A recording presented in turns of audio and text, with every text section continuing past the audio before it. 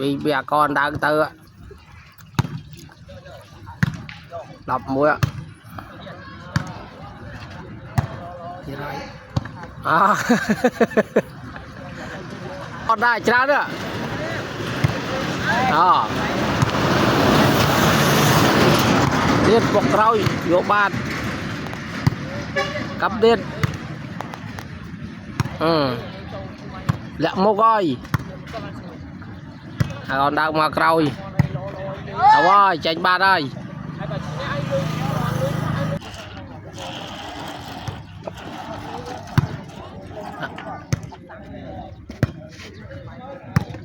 trời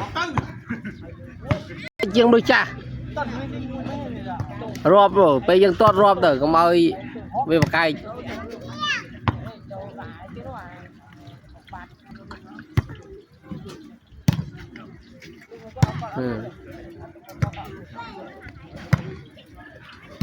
một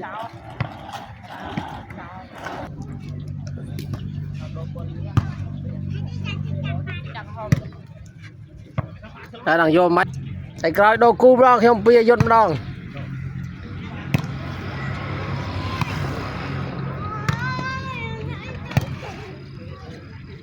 rồi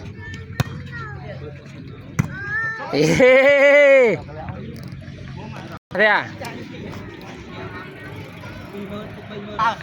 chồng cho đọc mơn vào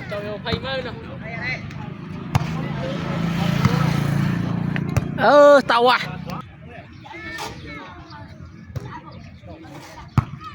tao gì ra muối ơi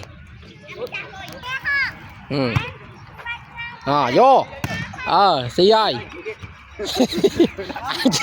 anh đang thật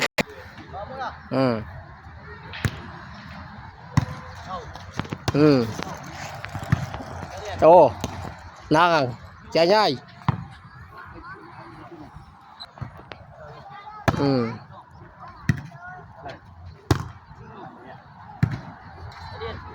đầu tiên